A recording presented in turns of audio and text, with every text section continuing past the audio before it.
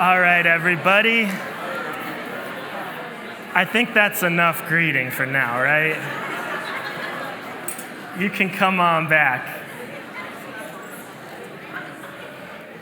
All right, well, the year was 1879. And in the year 1879, Thomas Edison had finally perfected this little glass thing that ended up being called the light bulb. And Edison figured out that if you ran an electrical current through this filament, which was a piece of metal, that it would heat up, and then as it heated up, it would radiate light into a dark space. It was kind of a simple idea that running electricity through something would make something else glow, and then darkness would be illuminated. But a lot of the principles that Edison discovered on those famous days are still in use today for creating light bulbs. And I think most of us know that if you run electricity through just about anything, it's going to make something exciting happen. And it would be pretty cool if we could figure out a way that we could make a church radiate in the way that a light bulb radiates. Wouldn't that be pretty cool? Well, fortunately for us, we're picking up right where we left off last week in the book of Philippians, chapter 2. And today we're going to learn about how a church can actually radiate. And don't worry, we're not going to run electricity through the building, except up in the lights, okay? But Paul gives us some really great insight into how a church can radiate the love and the message of Jesus into a dark world. There's a picture that's going to pop up on the screen, and it's also an illustration that's in your bulletin right now. And the big idea of the sermon today that we're going to unpack, and we'll spend most of our time on part one, learning about how a church can work out their salvation. How does a church work out their salvation? And as the church works out their salvation, the byproduct is you shine it out, okay?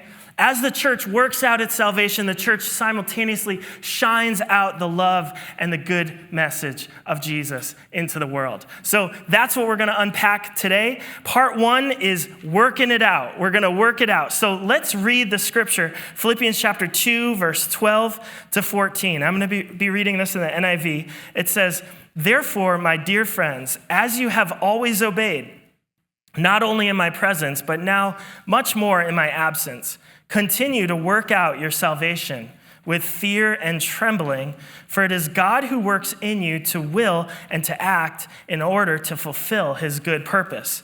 Do everything without grumbling or arguing."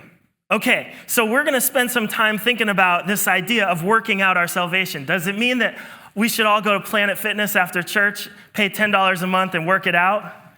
Maybe not a bad idea, right? But that's not what Paul means when he says working it out.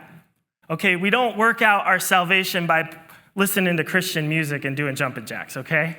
There's something more going on here. When Paul talks about working out our salvation, he's telling us that we've got to live it out. We've got to live out our salvation. We've got to live out our faith in Jesus. This verse is not talking about how you are saved, okay? It's not talking about how you get your salvation. Because some of you might read verse 12 and you might see that Paul says, work out your salvation. You might think, oh, well, Paul's telling me here that I've got to work really hard to get my salvation. But that's not what Paul's saying. Paul isn't describing how a person is saved. Paul's describing what you got to do once you receive your salvation, okay? Salvation is a gift from God, but it's a gift, something you don't earn. Once you get it, that's when you start working it out. And we're going to unpack what that looks like today. Any of you who've gone to college, you understand this idea. The whole point is not just getting into college, right? The whole point is that once you get into college, you got to get on with learning, right? Now, I know a lot of you didn't do tons of learning in college. I know what it's like, right? But the point of going to college is to learn, right? Once you get in, then you get on with learning. Or maybe some of you have tried out for a sports team. Some of you tried out for a sports team. The point isn't just making the team, right? Like, the point is actually participating in the team, practicing with the team, being a part of the team, playing with the team. And for those of you who've ever made a team, you realize, well, once you're on the team, that's when the hard work starts, right? One of my boys, he was selected to the All-Star team this year, and we were so excited for him. But once he made the All-Star team, that was when the hard work actually started, right? Once you make the team, that's when the obligations pick up. And it's not really all that different with following Jesus. Once we receive that salvation from Jesus, that's when Jesus expects us to start working it out, living it out in the world. Are you with me? Okay, so how does a church live out or work out our salvation? Well, in our immediate context here, we see in verse 12 that there's a connection between working out our salvation and obedience to Christ. Look at that phrase. It says, as you have always obeyed, continue to work out your salvation with fear and trembling. So there's this link between our obeying Christ and our working out our salvation. Just kind of sticking with the baseball idea, once you make the baseball team, you submit to the authority of the coach. Why? Because the coach knows what's best for the team. When we receive salvation from Christ, then we work out our salvation by living in obedience to Christ. To Christ. So, you may have noticed something here. I've mentioned a couple times the church. Like the church working out our salvation. How does a church work out our salvation? Well, it's important to remember this letter to the Philippians, it was not just a letter written to an individual. It's easy to read these verses and think like Paul's just talking individually, like one by one, how do we individually work out our salvation? But the letter we're reading is a letter that was written to an entire church. Paul is telling the entire community in Philippi, you've got to live out your salvation together, not just individually. You work it out together. God, he saves individuals, but God puts individuals together in a church. And then he calls the church collectively to work it out together. You with me still?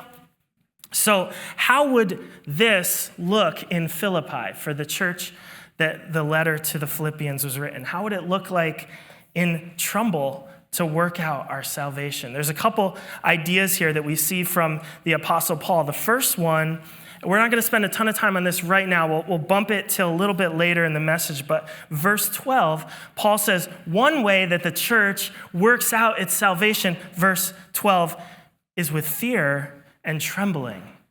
With fear and trembling. With this high level of awe and respect for the God that we've been saved by. The second way that a church works out its salvation together, verse 13, we see this one, is by having the right perspective about God.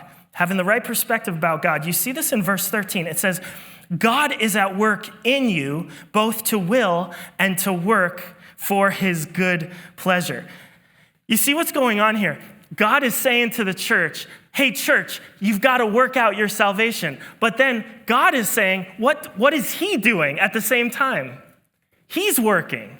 God is telling the church, you've got to work out your salvation, but then God is saying, I am also working it out. In fact, that word for work, it's a really cool word in Greek, energein. It's the word that we get energy from, the word energy in English. The idea is that God is the energizer behind the work that he's calling the church to do together. Are you with me? God's saying, church, you got to work it out. Together, you got to live out your faith, but God is the energizer who's making it happen within the church. You got it? So God is the energizer. We've got to work it out with the right perspective. That it's not all just about us working it out. It's about a God who simultaneously is working it out. God gives Calvary everything that Calvary needs to live out its faith. In fact, apart from God, Calvary can do nothing. Apart from God, this church and any church will dry up and shrivel, unable to do anything that is worth anything. In fact, Jesus says it this way in John chapter 15, verse 5 and 6. He says, I'm the vine, you are the branches. If you remain in me and I in you, you will bear much fruit. Apart from me, you can do nothing.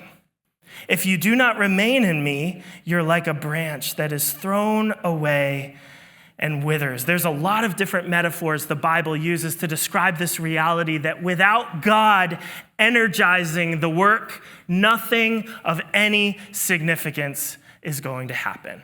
So, second way that the church works it out is by having the right perspective about God's role in this whole process. Verse 14, we see the third way that a church can work it out together. Verse 14 says, without grumbling or disputing. Without grumbling or disputing. There's all kinds of Old Testament echoes that are here. Basically, what Paul's trying to remind this church, don't fall into the trap that the Israelites fell into. I think a lot of us know the story of the Israelites as they're rescued from Egypt, and then what do they start to do very quickly? They start grumbling, they start murmuring, they start having problems with their leaders. They don't want to do what their leaders have told them to do. There's this grumbling, this murmuring. That word grumbling, it expresses the idea of a discontent, but also is linked with like secret talking, right? Like whispering, murmuring. And Paul's saying, hey, one way that the church works out their salvation within the community is by not grumbling, not murmuring, and not having arguments. We find out in chapter 3, verse 2 of this letter that there may have started to be some false teaching that was creeping in on some areas of the church. Not like full-blown problems, but we don't know. There could have been some false teachers. There could have been some disagreement within the church. And Paul's reminding this church, hey, another way that you work out your salvation within the community is by not grumbling, not arguing with one another. Okay?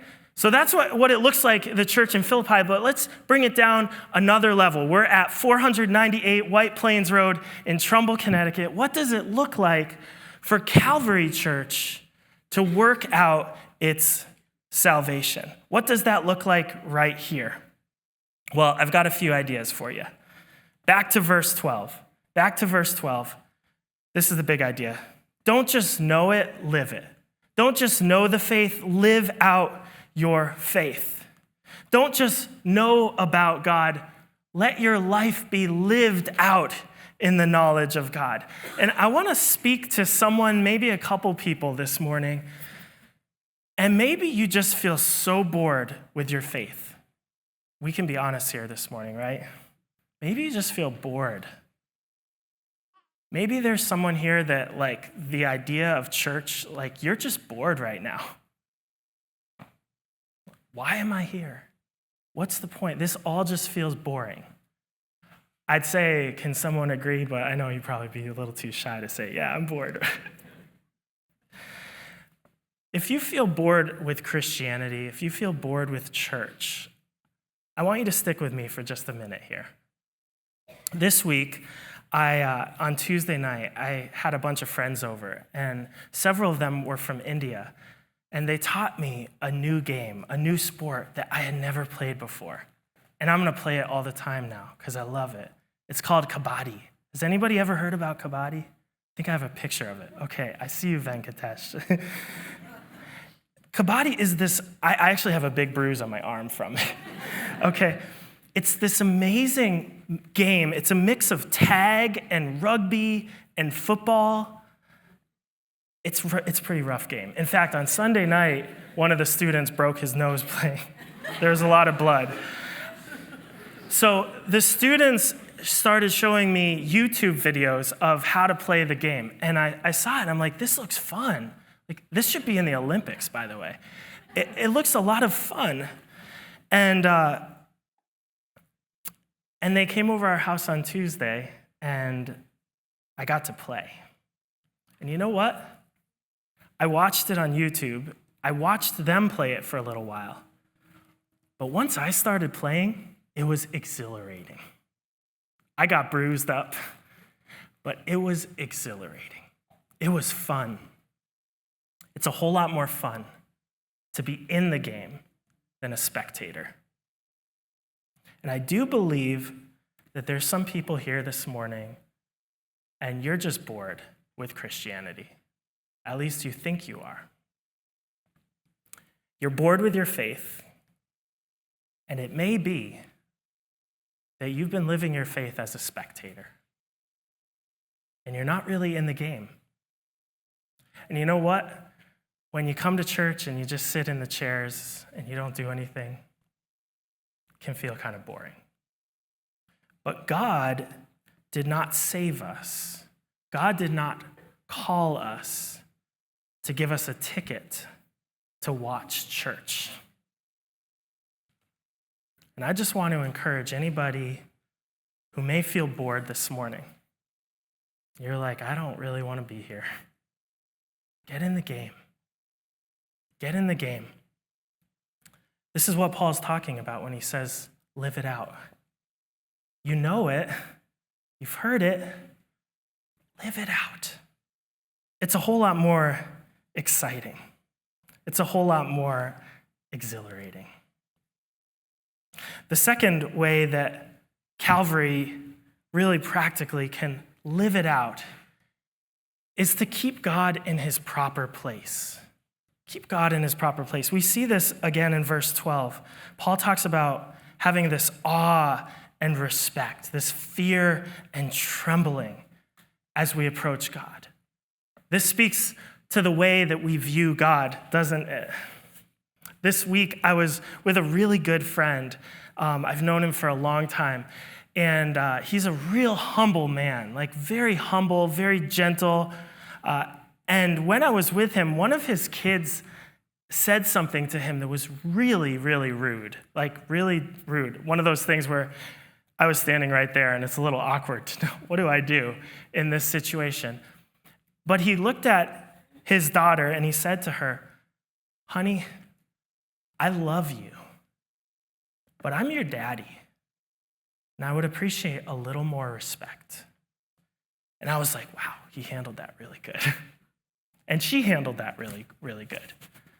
But it actually speaks to this really big and important point that Paul's trying to make here, that when we approach God, he is our friend. Don't get me wrong. He loves us unconditionally. Don't get me wrong. But he is God. He is the creator of this universe and deserves a measure of awe and respect as we come to him. So with that being said, a couple ideas, maybe a couple real practical things that you could hold on to. Prepare your heart to come here to worship. Prepare your heart on a Sunday morning to come meet with God in this place. And I know how hard it is. Some of you deserve a trophy for getting your whole family here for 9 o'clock in the morning. I get it. I know how hard it is, okay? But I want to encourage you to prepare your heart the best you can to approach God on a Sunday morning with the level of awe and reverence that he deserves. Maybe a good idea for those who are able to, 8:30 to 8:45, people meet for prayer before this service every Sunday. You would be invited to join in prayer. It's a wonderful way to prepare your heart to worship the God of the universe. Second idea, real practical takeaway is this. Choose your church. I don't know if anybody is here looking for churches. If you're church shopping and you're at Calvary today, choose your church based upon their view of God, not based upon the quality of their production. There are churches that are wonderful producers of what looks like worship, but it may lack the awe and reverence of God that Paul is calling the church to have. And finally, on this point, I want to encourage you to build some rhythms of pausing into your life. And by pausing, this is what I mean. I learned this many years ago. Before I pray, sometimes I like to just be still and remember who I'm talking to. Do you know what I mean? Like before I ask God to bless the meal I'm about to eat, let's remember, pause, we're talking to the God of the universe. Thank you, Jesus, for these French fries. Okay? Couple real practical ideas for us as a church, how you can work this out, work out our salvation practically. From verse 13, the next idea, real practical for us. How can we work it out? Verse 13, we've got to remember who the hero of the story is. We got to remember who the hero is. We already learned God's the energizer. God's the one working in the church. Let's remember that. Let's remember who the hero is. You could read verse 13 and you could go down this whole rabbit trail of debating theology. Like, wait a minute, who's working? God or me? What percent is God? What percent is me?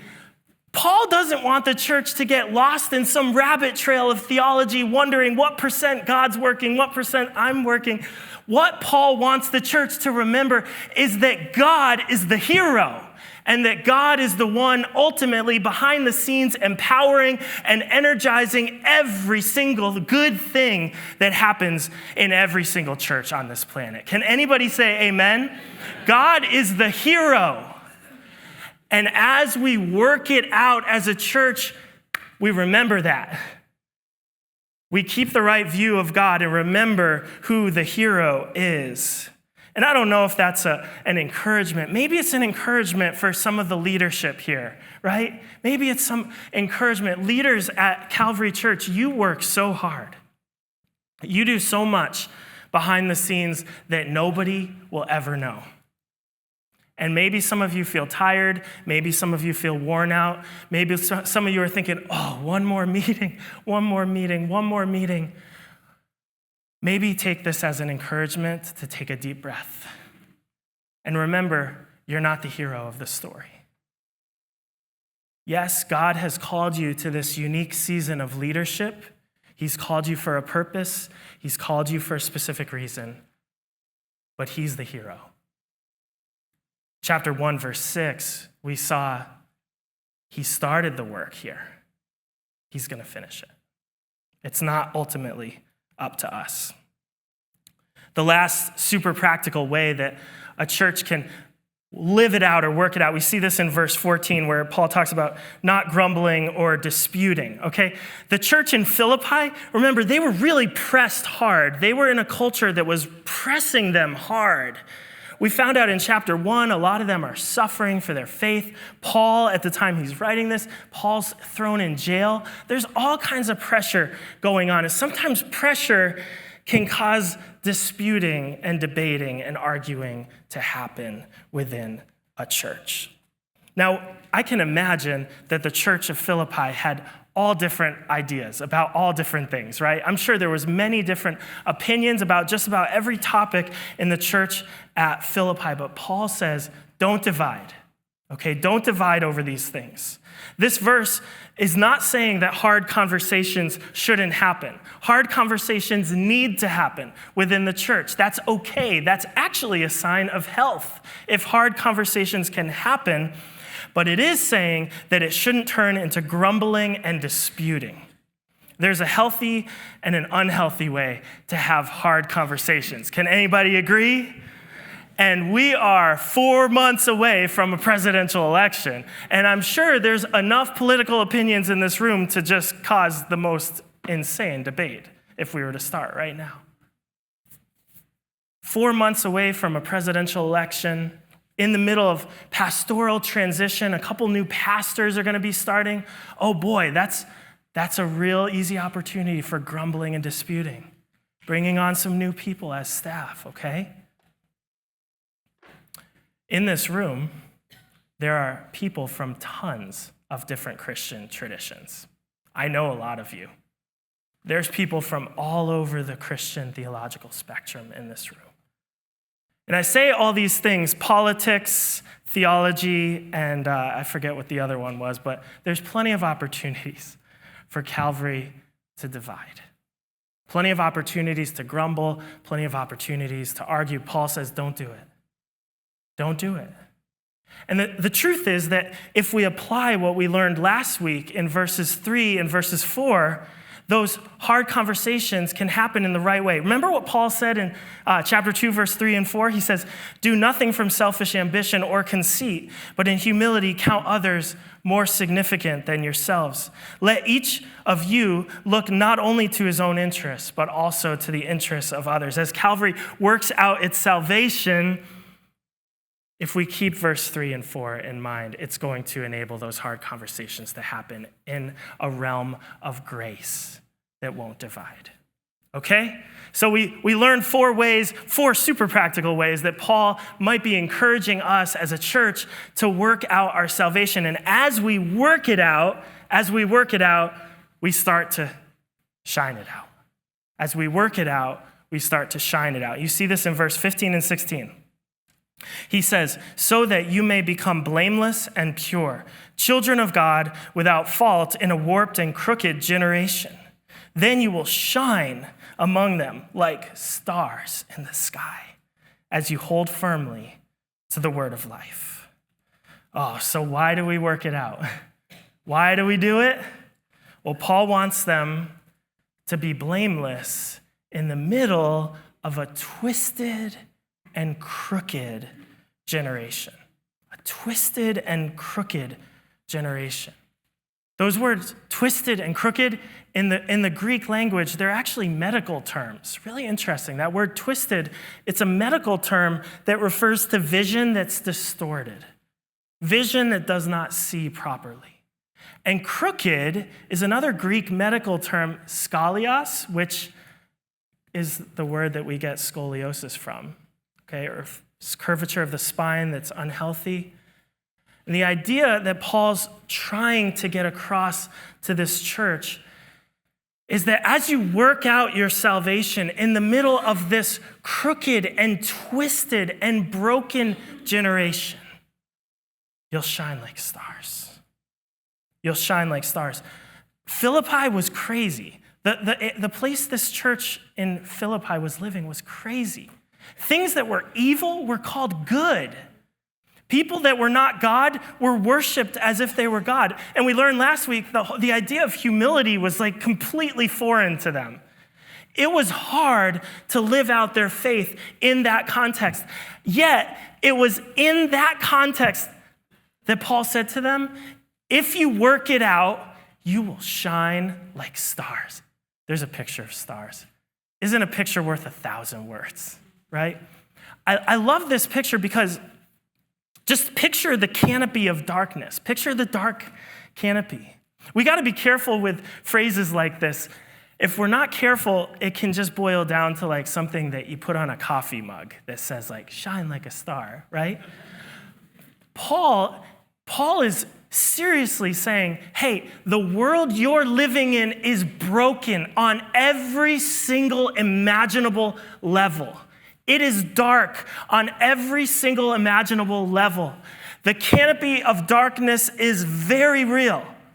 But in that context, Paul says to this church, if you guys can work it out together, you're going to radiate like stars in the night sky. Isn't that awesome? There's an evangelistic thrust to this, isn't there? I mean, I'm not a complete pessimist about our culture. Not everything is bad in our culture, but you don't have to be a rocket scientist to recognize that both in America, both in the West, in the East, in the global South, in every part of this planet, something is broken, isn't it? Goodness and righteousness has been twisted and distorted in every imaginable way. I mean, it's very likely that for some of you in your workplaces, things that are bad are called good. Okay? It's very likely that in many of your families, there is some hurt that is so deep that even the mere thought of it could release a tidal wave of emotion. We live in a broken world. But Paul says, verse 16, as we hold on to the word of life, Jesus, the word of life, as we hold on to Jesus, individually, we shine. In your work, you shine. In your family, you shine. But collectively, as a church, we also shine, don't we? We try really hard as a church to shine both locally and globally. A couple weeks ago, 100 volunteers from Calvary shined the light of Jesus into this community. You opened up your doors and had tons of crazy kids come in here for VBS. You work hard to shine the light of Jesus locally. But collectively, Calvary Church also works very hard to shine the good news and the light of Jesus globally, far beyond White Plains Road. And we saw earlier in the service, we just sent out 26 young people and adults to go shine the light of Jesus in Philadelphia. And a couple weeks ago, we also sent a team to the Dominican Republic to shine the light and the love of Jesus in very tangible ways. And I want to, in the spirit of just making this really practical, and hey, this is not theoretical stuff. This is not just like pie in the sky. This is, hey, the Bible says it, we're going to try to do it kind of stuff. I want to invite the Dominican Republic team to come right up here on the stage.